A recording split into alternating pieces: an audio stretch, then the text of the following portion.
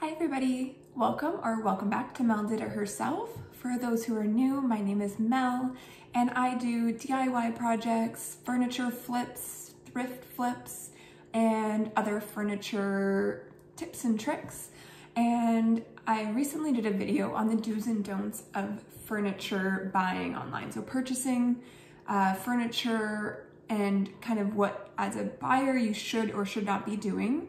And I don't think that it's fair to point out all the issues without pointing out solutions in life. So I'm here today with a video on the do's and don'ts of selling furniture online for those who, maybe you've refinished a piece of furniture, maybe you just have something that is no longer fitting with the decor in your house and you want to list it, or if you I guess kind of those are the two different options.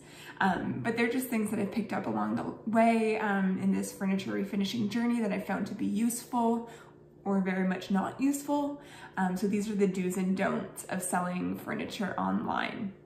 So to start off, you're gonna determine whatever piece of furniture it is that you are wanting to list online and you want to market it well. So that starts with taking really good photos that are going to be a clear representation of the product that you're selling or looking to sell, and also pointing out, anything that the buyer needs to know prior to picking up. So to start off, I always recommend taking photos of the piece in natural light so you get a good idea of what the natural color of the piece is, depending on the lighting, if it's artificial, if it's at night, if there's a flash, it can change the color of the piece. So even if it's a black piece, there's so many different shades of black. So you want to make sure that you have as clear as you can through a camera represented the actual product that you're listing. So finding somewhere in your house where you have indirect light, kind of midday, so the sun isn't necessarily shining directly on the piece, so you're seeing like those rays of light, but having the glow of the natural light I found to be perfect. There's about only one wall in my house where I can achieve that, so it's right in front of me, and that's where I usually have about 3 pieces of furniture sitting, whether they're waiting to be photographed, waiting to be sold or picked up, or just being used as additional storage. So making sure that you take the time to take nice photographs as well will make the difference, because you want to catch the person's eye as they're scrolling through, whether it's Facebook Marketplace, Kijiji, Craigslist, whatever you use. I often solely use Facebook Marketplace to sell my pieces. I just like the features that it offers better. So I used to also list on Kijiji, and I haven't in a while. If a piece isn't selling after a while, sometimes I'll go and post it over there just in case I'm gonna get some new buyers. But typically it's Facebook Marketplace, so that's where I'll be pulling my insight from in this video as well. So make sure that you're taking a photo. I like to use on my iPhone the square feature, so it basically just eliminates any unnecessary top or bottom view. So it just squares out the photo. It nicely frames the piece that you're photographing. I learned that from somebody early on in doing this, and I found it to be really useful. And even for taking Instagram photos and things like that, it just kind of takes away any unnecessary, wall that might be above it or flooring that might be below it. You can get a little bit of it just to kind of get the vibe, but it just makes it look a little bit nicer in my opinion. So making sure that you taking the photograph kind of head on usually shows off the details of the piece a bit better as well. So instead of being far away, kind of at an angle or looking down at it, I do take pictures from different angles, but for kind of that first photo that you want to really have that impact, and as someone's scrolling, we'll pull them in, making sure that you kind of get low on the ground. Sometimes you need to like lie on the ground to get a good shot, especially if there's, intricate details that you really want to highlight that are, the showstopper of the piece.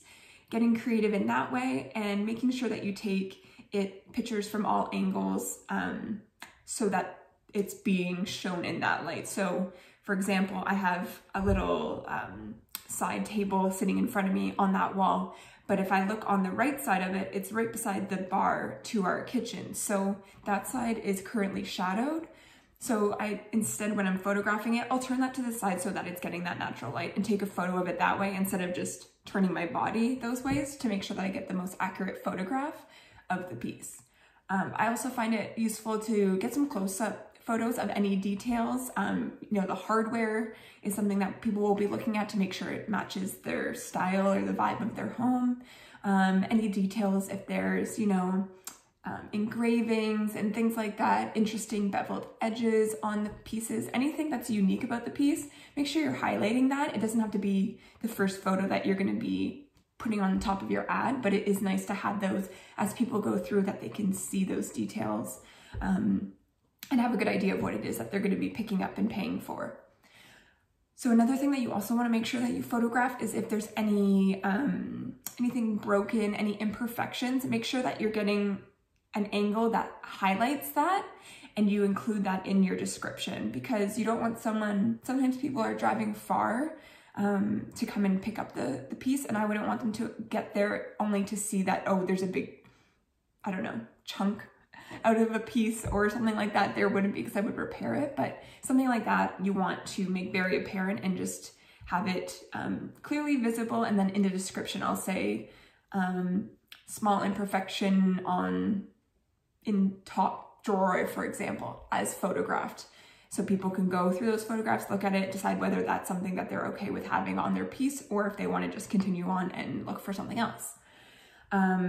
With that being said, if you have, you know, dressers or anything with a drawer, make sure you're also pulling those out.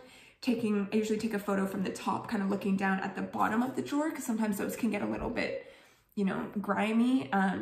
Even if they're cleaned up, just kind of like stains over time. And if I don't have a liner on those that's covering it up to make it look a little bit prettier, I want to make sure that that's photographed so they're aware of what condition it's in, as well as I'll take a photo from the side view of the open drawer, so you get the drawer side.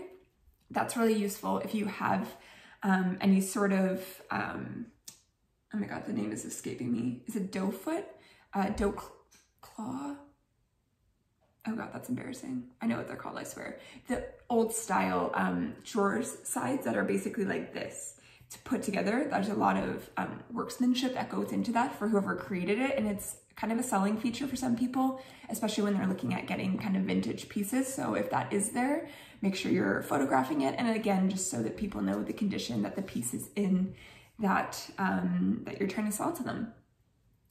So the flip side of that is don't take dark photos. Don't put up a blurry photo. There's no point.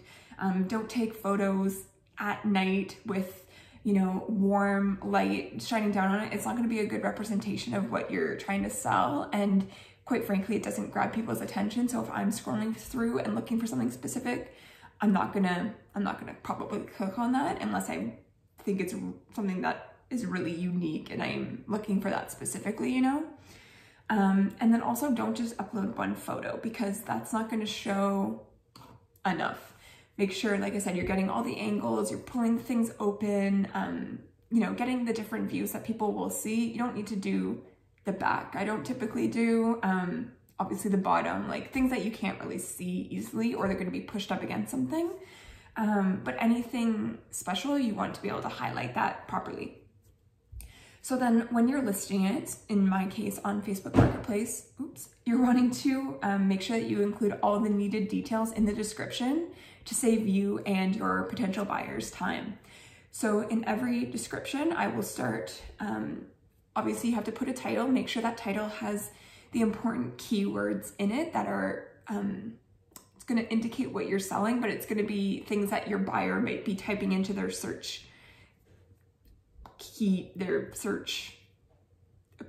I want to say portal, but that's not the word, the search bar.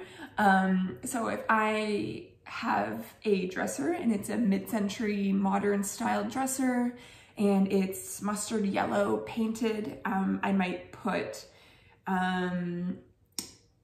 mustard yellow MCM 3-drawer dresser as the title.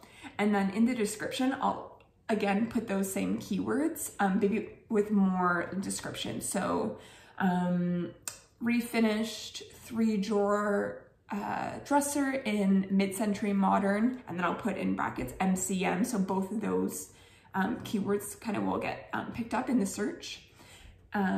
Dresser, if I know the maker or the model, sometimes there's maker's marks or stickers, I'll put that in.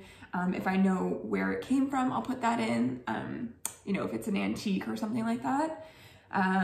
If I know what type of wood it is, if it's, or whatever material it's made of, I'll make that known because, you know, solid wood, for example, people know that to be more durable typically than melamine or particle board.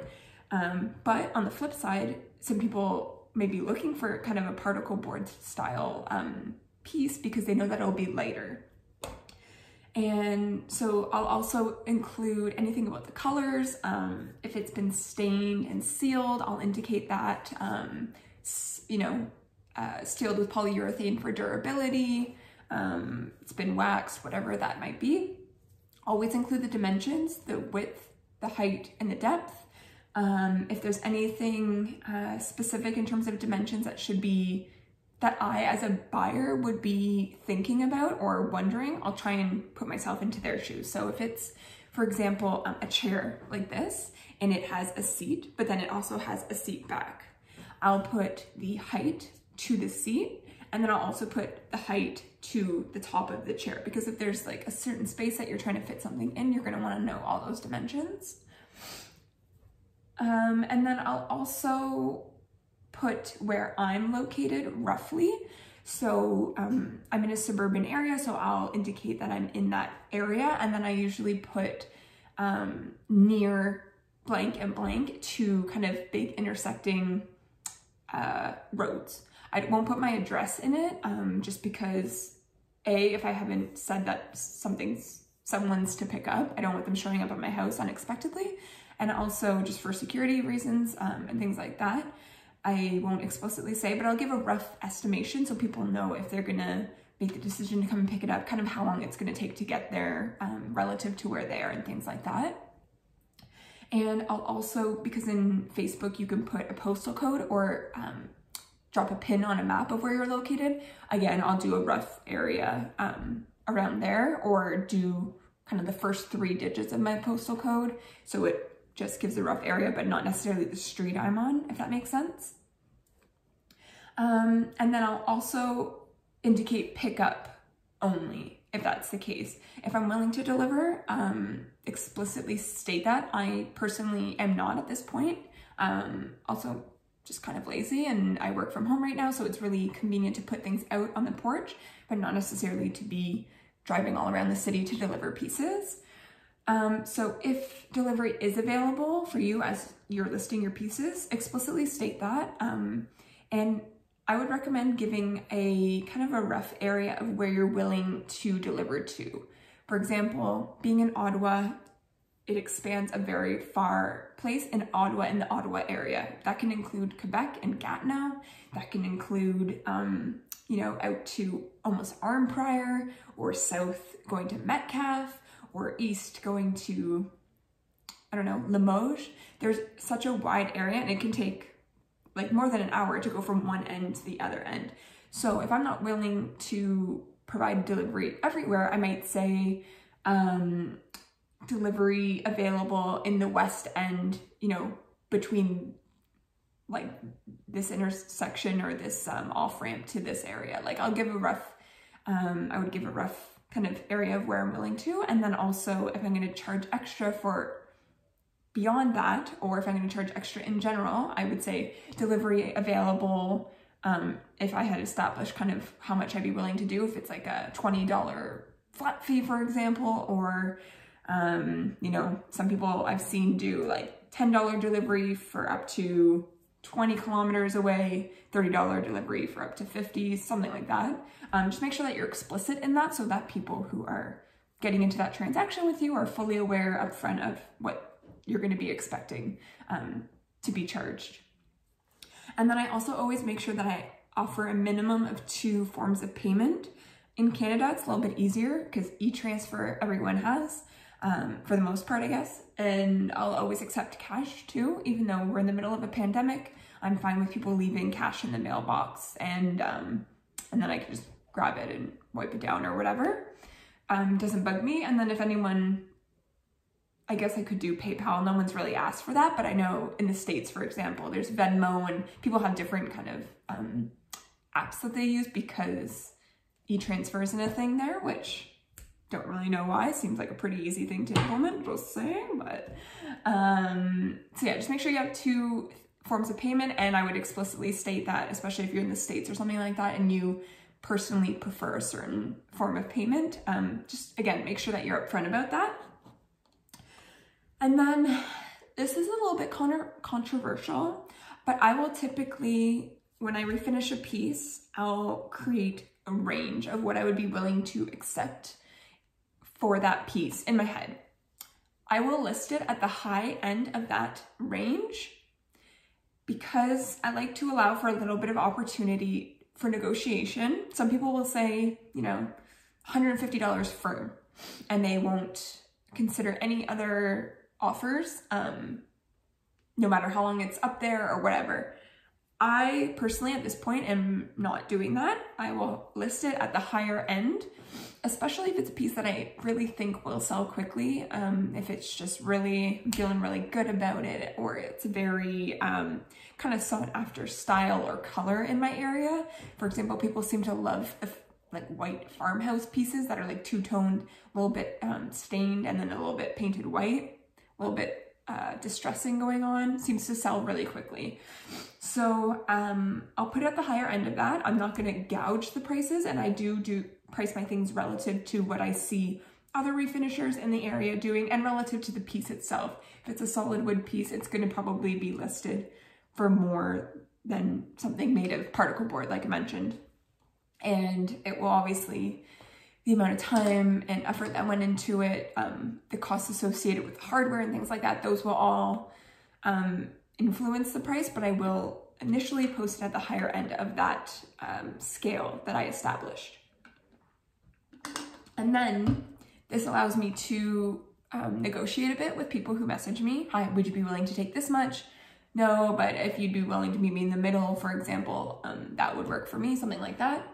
And then also, if things are listed for a while, I do, depending on how big it is, how long it's been sitting in my house, and I've had to like make room for it, sometimes I will lower the price a bit. So that just allows me to do so without stopping myself from making a profit on the piece. And again, like I said, that might be a controversial thing to do, but it's a reality. Some of my things don't immediately sell, and I don't live in a mansion, so I'm having to either live in a chaotic, clustered space in that time. Our guest room has about 6 dressers in it at sometimes, or like tables, or like different pieces that I'm waiting to sell, because sometimes I'll be really lazy and I won't get a lot done, and then I'll just like all of a sudden finish a bunch of stuff. And so if it's listed for a long time, that doesn't really matter right now because we're in a pandemic, no one's staying over. But you know, like in time, I want to have the system that's going to allow for that turnover to take place and have options for making that to happen. So on that note as well, I recommend to not let your pieces sit stagnant for too long. And so by that, I mean, once you initially list your piece, have a kind of timeline in your head of how long you're going to have it up there and unsold before you're going to relist or, you know, make any changes. Like I said, lower the price, or some people will completely redo pieces if they don't sell in however long. So I use Facebook Marketplace, like I mentioned, and it kind of manually will ask you, I think after 2 weeks, if your piece has sold. If not, it will offer you to relist. I think a little bit earlier than that, you can go in and manually relist it. But basically my way of going about that is that I will take a look at the insights. So Facebook tells me how many views that listing had, how many shares, and how many saves. So sometimes I'll have pieces that have thousands of views within a day. Sometimes I'll have pieces that have 10 views within a month. And it kind of just depends, I guess, what people are searching for, how visible I made it, you know, the quality of the photos, all those things. You know, sometimes there's just times when people aren't buying furniture. I found last summer, like kind of like spring to summer, things were flying off, but I've also adjusted my prices a little bit as my abilities have gotten better and I've been able to do better quality work in my opinion. So that could influence it too. So I'm anticipating around this time of year, things will pick up a bit, but again, it depends on what I'm doing, what I'm posting. You know, a year ago, we were just going into the pandemic. People were kind of like redoing their whole houses because they hadn't sat in them for a while. Now we sat in them for a year and people may have already done that. So we'll see what that looks like in reality. But what was I even talking about? Oh yeah, so anyways, so you might want to relist them or just have a timeline in mind. Sometimes if I see that there's been a lot of listing views, a lot of listing shares and saves, but I haven't gotten any messages from people and it's been however long, I might choose to lower the price a little bit because I know that there's people that have it on their radar, but they're not willing to make the plunge like at that price. Sometimes that does it, sometimes it doesn't. You kind of just have to go with the flow and do what's right for you. Sometimes I'll get a million replies to a thing that I list within 10 minutes and still it doesn't get sold. Like some people will just message, say, hi, is it still available? I'll immediately reply, hi, yes it is. And then I don't hear from anyone again. It's kind of just the name of the game. Another thing that you can do when you list on Facebook Marketplace, I don't think it had it on Kijiji the last time I had used it, not to say that they haven't integrated it since, is the option to put keywords in. So that's at the very bottom, I think. You can put your keywords and I recommend utilizing that because I think that's where the search keywords kind of pick up from, but I also assume that it comes from the description. So anyways, I just put them both. So I will put details on the thing that I'm listing, whether it's a dresser, a shelf, a bookcase, whatever it is, and I'll think of other things that people may refer to that as. So I might have something that, I'm trying to think of what a common thing is. Say I have a buffet. I will put buffet, I will put storage, I will put bookcase, I will put armoire, I will put kind of any words that I think that people might search and might associate with that, filling that void. You know, bar cart, things like that, because people might go to Facebook Marketplace thinking they know what they're looking for, but then they see that and they think, oh, actually that will work and that's cool. And that's, you know, some people just like the fact that it's refinished furniture and that they're not, you know, buying something new and that you're saving something from the landfill, things like that.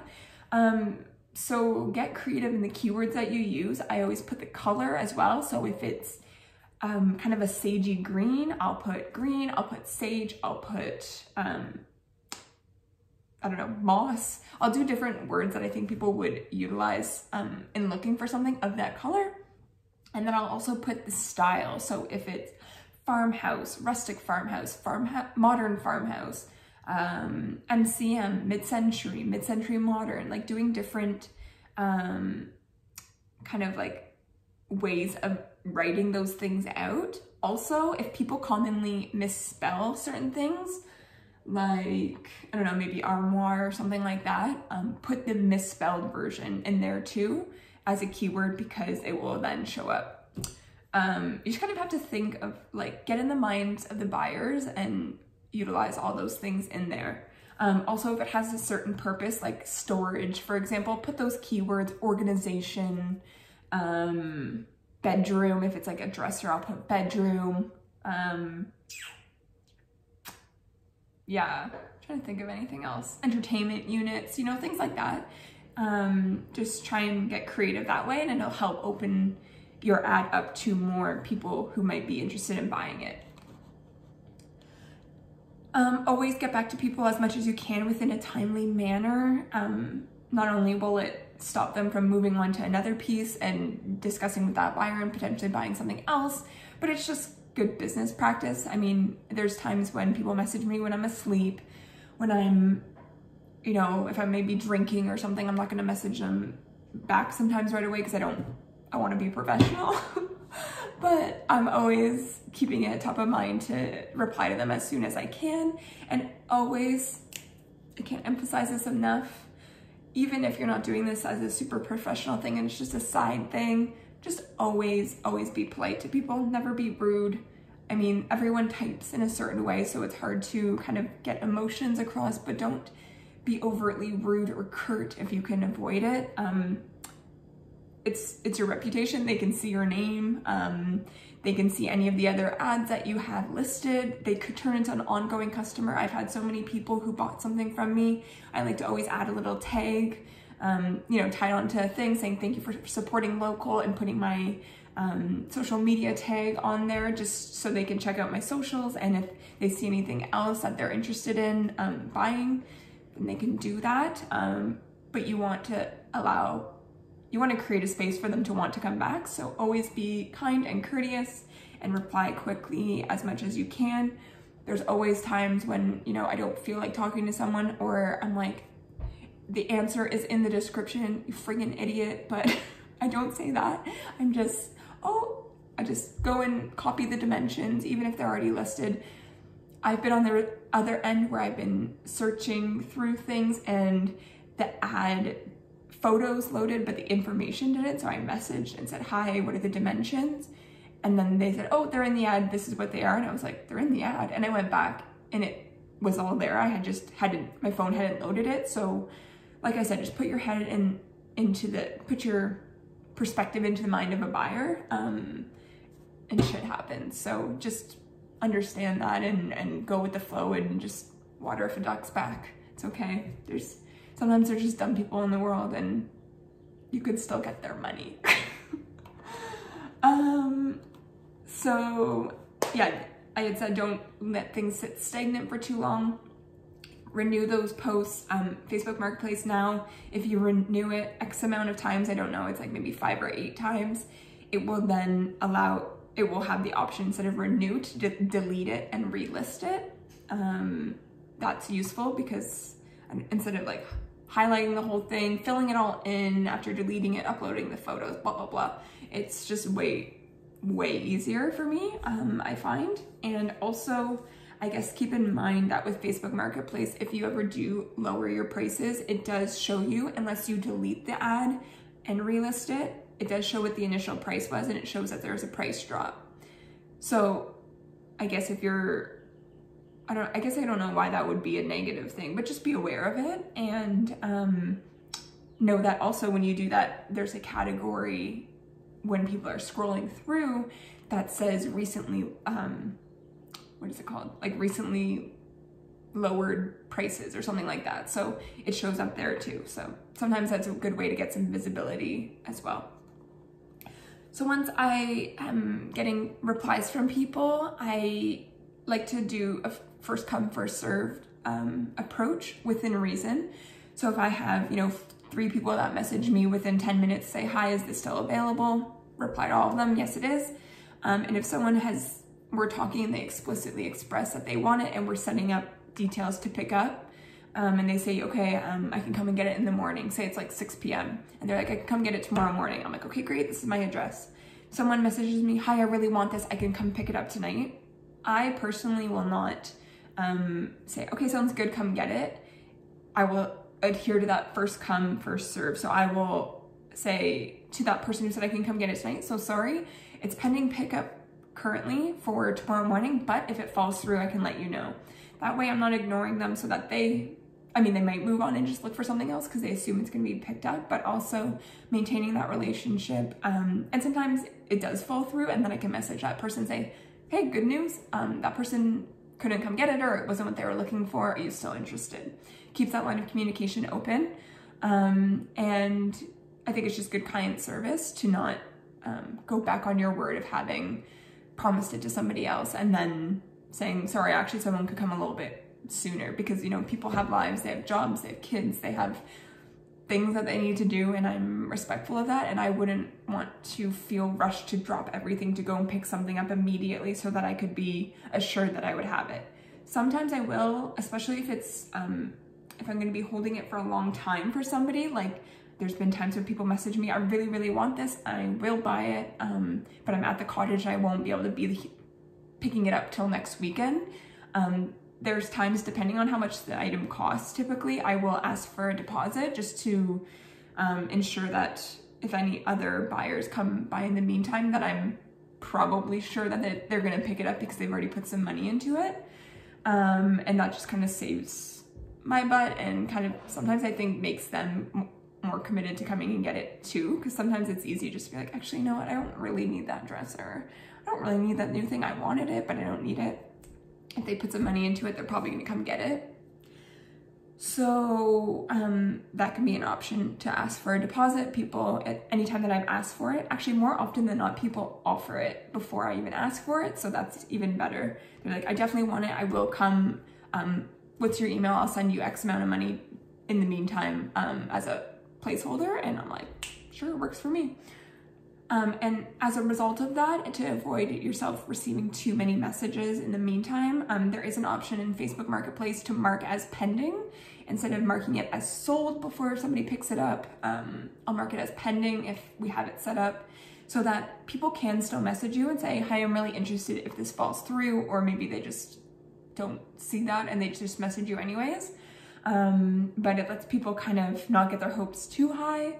But you know, there's been times when people have messaged, for example, I had a, this like shelf that I had refinished and it was pending pickup. Somebody messaged that I really love this, kind of like, can I have it?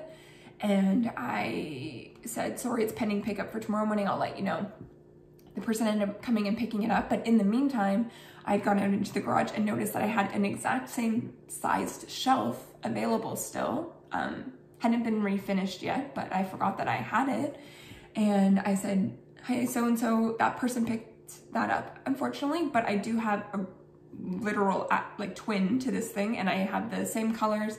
I can refinish it if you give me, you know, a few days. Are you interested? And she said, yes. I refinished it. She come and got it a few days later and it worked out perfectly. So that was 2 sales, not for the price of one, but like I got 2 sales out of that. So just always thinking long-term about the clients that you can bring in. And again, she's someone who now follows me on my social media. So if other things come up that she's interested in, or often a lot of times people will message me, I'm looking for side tables. This is the height they need to be. If you see something, please let me know. And I would love for you to refinish a piece. Things like that. Just think about the ongoing business that can be made. And that's why you always want to be polite to people, because you never know what kind of relationship can come from it, business or otherwise. Maybe you just meet someone and you end up friends and you got a new friend. Friends are hard to come by, new friends, especially in a pandemic. So think about that. And the last thing that I would suggest, actually last 2 things. So I mentioned that I put a little tag on my furniture and I started doing that recently that says, you know, thank you, because thank you. I enjoy making money and I hope you enjoy this piece, and I put a lot of love into it. Put my social handles on it if they want to follow me. And again, that can evolve into an ongoing business relationship. And as well, I have started putting a little, I just picked up like kind of like sample sized or like salad dressing containers from the dollar store. They just have like a little lid and there's just a little container. And I put a little bit of the paint that I use, whether it's a custom mix, especially actually if it's a custom mix, because they won't be able to replicate it. And or even if it's just, you know, fusion mineral paint in coal black. And I'll put just a little bit in, excuse me, and a little like note that says in case touch-ups are ever needed, because, you know, mistakes happen, sometimes scratches or things can happen even when they're just bringing them home. I mean, I set them up so that my pieces will be durable, but shit happens. So I'll put on the piece of paper in case touch-ups are needed, and then if it is a specific brand's paint and color, I will put that brand and the color on there, so that if, say they really like it and they want to do another piece for their home in that color, then they can do that too. Because I mean, and I'm happy to promote any of the paint brands that I utilize in my pieces, because obviously I believe in them, and I, you know, think they're durable enough to use, and I like them. So I've had a good experience with them. So there's that. And the last thing is that once I have sold a piece, mark it as sold immediately. And I always keep those chats in my, like in my conversations on Facebook so that I can go back and look at them. And if I need to fill in my spreadsheets for like how much things were sold for and stuff, and I'm trying to keep track, I haven't been good at keeping up with that. So it's nice to have those to be able to go back and look in those conversations at what price it was sold at. And then as well, I'll always ask for the people who bought it to leave a rating. So there's a way, I'll say basically, thanks so much, I hope you enjoy the piece. I would really appreciate it if you would leave me a rating. I sell pieces on here regularly, and it lets people know that I'm a trusted buyer. If you're interested, there should be a button at the top. And if they're on their phone, usually at the top, once I mark it as sold and I indicate that I had sold it to them, there'll be an option. I think it just says rate seller. I too can rate the buyers, which is nice. I've never had to leave a bad one, but in the case that there was someone that, I don't know, maybe didn't leave the money and they said they would or something, I would give them a bad rating because that's not nice. But then if they can't find that, or like they express that they're willing to leave a rating, but they can't find it, or maybe they're on the web version, I don't really know where it sits on there, so I can't instruct them where to look. There is a way that you can go in, I think there's like 3 dots, or it says more, and you click there and it says request a rating, and then it sends something to them that says, Mel has requested you to rate this or rate your interaction, or whatever it says. So it'll go like within that chat. So yeah, and then also, so then, like I said, like that's why I want it, is because I do sell things on there often. So when people see the item listed by me, they can click on my marketplace profile and it will show 5 stars based on 20 or 30 or however many reviews that I have, or whatever my rating is. It is 5 stars, not a big deal, but whatever your rating is, it will show. And I guess for better or worse, if you have bad ratings, then maybe consider why you're getting bad ratings and take those into effect. And maybe some of these tips will help you because there's things you haven't learned or thought about. So I think that's it for now. This is much longer, so that's good, right? The good things of what to do took longer than the bad things that annoy me. So that's positive. So if you're still here, thank you so much. I hope you enjoyed. I hope you learned something new, and I hope you can utilize this whether you're a seller or a buyer as you move forward. If you missed my last video, that goes over a bit more of my qualms with buying pieces online or buyers that I've encountered. You can check that out. I'll leave it in the description box below.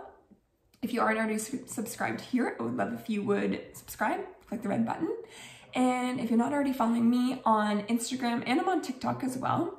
I don't post as often on TikTok, but I'm there. I would love if you would go and follow me there. Instagram is where I'm most active the majority of the time. And I share a lot of tips and tricks and what I'm working on kind of day to day. Yeah, and I love meeting new people and chatting. So thanks so much for being here, guys. And I hope you have a great day. Bye.